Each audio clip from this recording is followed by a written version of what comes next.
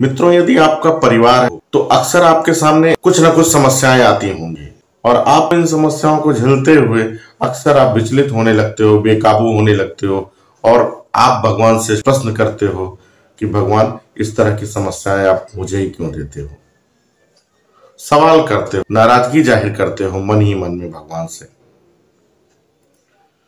अगर वो भगवान इस तरह की समस्याएं हम लोगों को न दे तो सचमुच अपना जीवन बिल्कुल नीरस सा हो जाता है, उत्साहहीन हो जाता है और इन समस्याओं से लगातार लड़ते रहने से ही हमारे अंदर हौसले का जन्म होता है और जिंदा दिली आती है।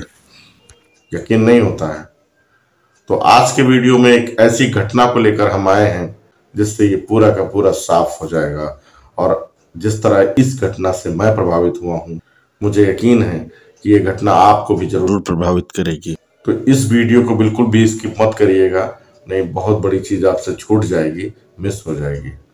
तो आइए बात करते हैं उस घटना के बारे में।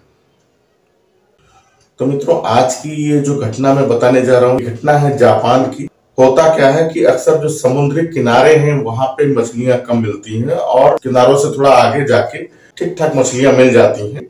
तो मछुआरे क्या करते थे कि जब समुद्र के किनारे तटों पर मछलियां नहीं मिलती थी तो वो बीच में चले जाते थे और वहां से मछलियां पकड़ते थे। धीरे धीरे अपने नाव के सहारे तटों के किनारे लाकर नाव को लगाते थे और फिर मछली मंडी में जाते थे और अपनी मछलियों को बेचते थे। तो इस दौरान क्या होता था कि जो मछलियां होती थी काफी समय हो जाता था तो बहुत बासी हो जाती थी। तो नतीजा क्या होता था कि मछलियों के जो ग्राहक थे, कस्टमर थे, वो उन मछलियों को पसंद नहीं करते थे क्योंकि स्वाद में थोड़ा सा फीका सा लगने लगता था।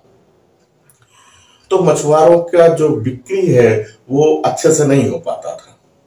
तो कुछ मछुआरों ने बैठकर मीटिंग की और उसमें ये एक निर्णय लिया गया कि आज से जो हम मछलियां पकड़ने जाएंगे, हम अपने बोट में एक छोटा सा फ्रीजर भी रखेंगे। तो जो भी मछलियां हम पकड़ेंगे वो उस फ्रीजर में रख के लाएंगे तो वो ताजी बनी रहेंगी।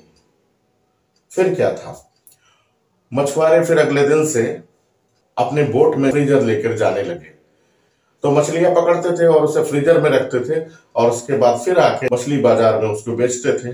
लोगों को शुरुआत में कुछ पता नहीं चला, लेकिन धीरे धीरे क्लियर होने लगा कि हाँ, जो ताजी मछलियों का स्वाद होता है और ये जो फ्रीजर वाली मछलियां थी उनके स्वाद में खासा बदलाव था। तो फिर इन मछलियों को लोग कम पसंद करते थे। धीरे धीरे ये मछुआरों की समस्या फिर बढ़ने लगी। तो फिर मछुआरों ने आपस में बैठक की। अब मछुआरों ने फैसला किया कि अब अपने बोट में हम फ्रीजर न रख करके एक फिश टैंक रखेंगे। लेकिन धीरे धीरे जब कस्टमर्स को वो सारी चीजें पता लगने लगी, क्योंकि जो मछलियां होती थी तो वो फिश टैंक में उनको स्थान कम मिलता था। धीरे धीरे उसमें वो तैरना बंद कर देती थी और एक जगह पे इकट्ठी होके केवल सांस लेने तक का जीवन उनका बचता था। समुद्र में जो एक्टिव मछलियां होती थी उनका स्वाद कुछ और था और इन मछलियों का स्वाद थोड़ा सा कम होता था। ग्राहक ऐसी मछलियों की ज्यादा डिमांड करने लगे जो एक्टिव रहती थी। लेकिन काफी मछुआरों की जो मछलियां थी जो इस तरह फिश टैंक का इस्तेमाल करते थे, उनकी मछलियां फिर नहीं बिकती थी। फिर मछुआरे इकट्ठे हुए और उन्होंने इस समस्या पर विचार किया। तो उन्होंने सोचा कि अब हम एक काम करेंगे कि मछलियों को उसमें एक्टिव रखेंगे। एक छोटी सी शार्क मछली उन्होंने उसमें डालने की सोची। तो फिश टैंक में जो मछलियां इकट्ठी हुई उसमें एक शार्क का एक छोटा बच्चा भी डाला गया।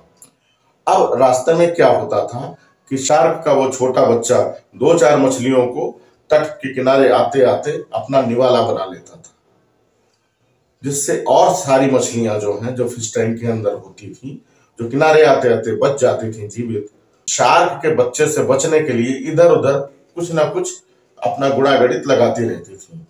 तो इस प्रकार वो एक्टिव रहती थी और मछली मंडी में फिर लोग कोई शिकायत नहीं करते थे और उन मछलियों की बिक्री अच्छी मात्रा में होती। जब मछलियों के जीवन में कोई शार्क नहीं थी तब मछलियां बेजान सी पड़ी रह के केवल सांस लेती थी, एक साधारण सा जीवन गुजार के मर जाती थी।